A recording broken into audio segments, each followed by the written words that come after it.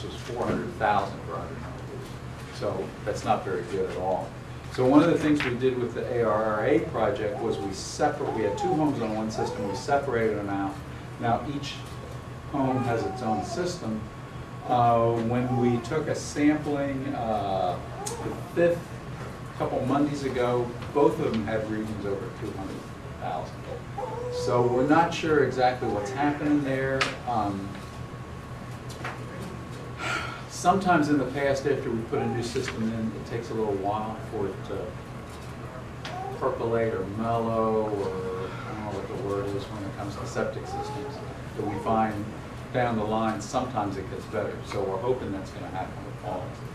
One of the issues, though, that we haven't figured out how to deal with is the fact that AASHTO, the company that put in the system, has sort of stepped away completely from the project. They haven't answered any of our emails or any of our certified mail since last July. And so there may be an issue about potential responsibility or liability of that company. I guess I'm looking to see whether the commission thinks we ought to try to ask the county attorney maybe to write them a letter. What our requests to them have been suggestions on how to try to solve the problem, not saying, it's all your fault, it's just what you think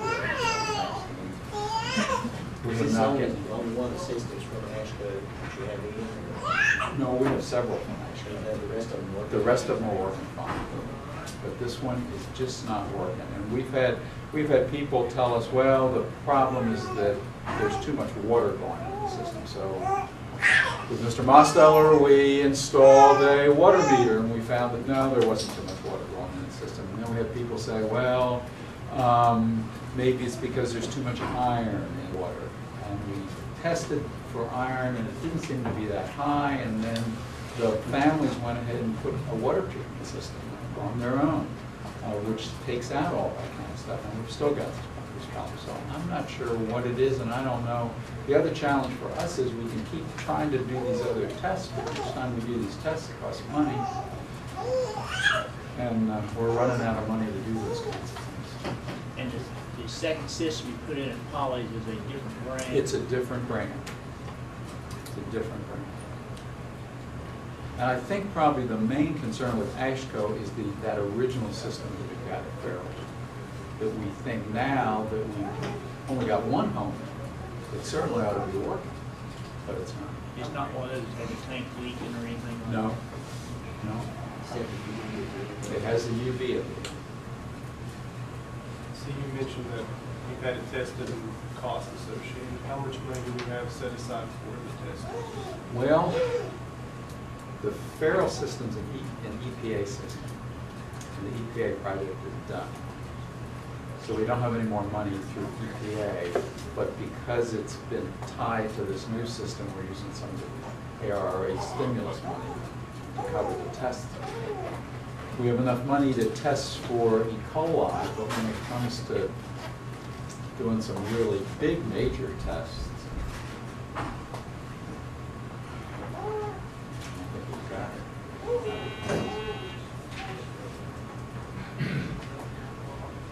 Well, I think that maybe a little more time to see if there is some type of settling, some type of getting adjusted or whatever, but at some juncture I think it would be proper to talk to the prosecutor about this and see if he thinks there's anything we need to do.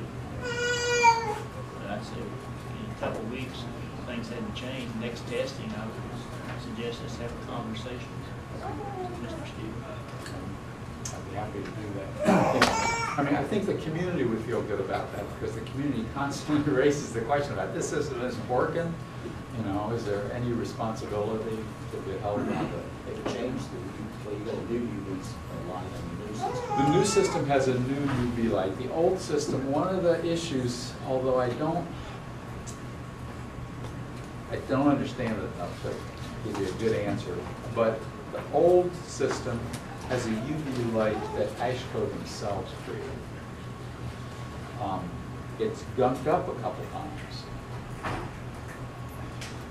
you know But we anything- don't know exactly is it gunking up because the UV light construction is bad, or is it gunking up because the heat system is not doing its job and letting stuff come through that gunks it up? I don't know which.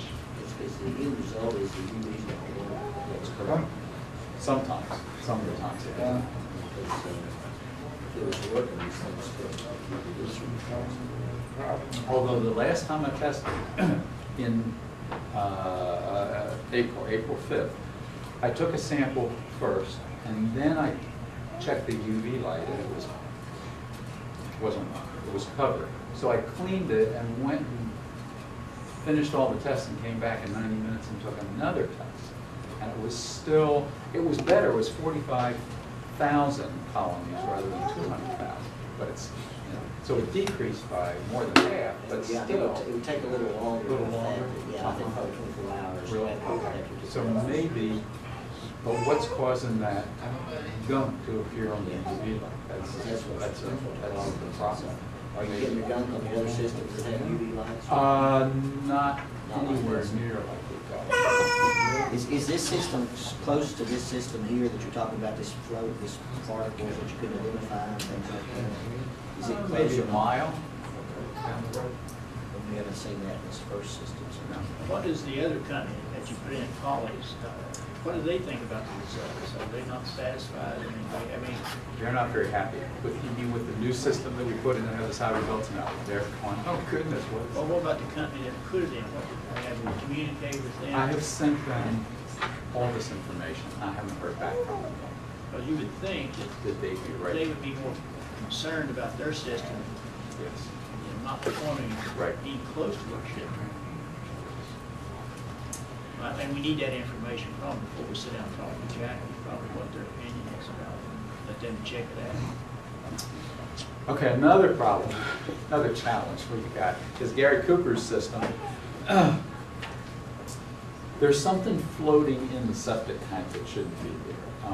And there's an effluent filter that you pull out that's helping to keep more solid particles from getting into your peat system. And it has something that seems like some sort of a gelatinous, opaque, grayish kind of material that's coated that. We've sampled that, scraped it off, had the liquid taken out. A lab has sampled it for minerals, and it seems a little high in aluminum.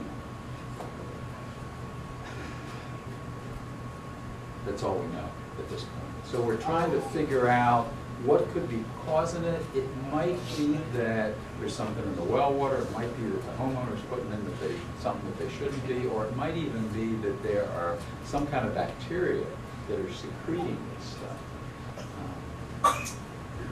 Again, we're not sure, and it's like this is science, that there are not a whole lot of people out there that seem to have, again, it seems like he's on the cutting edge of this thing. We're continuing to look for answers, but again,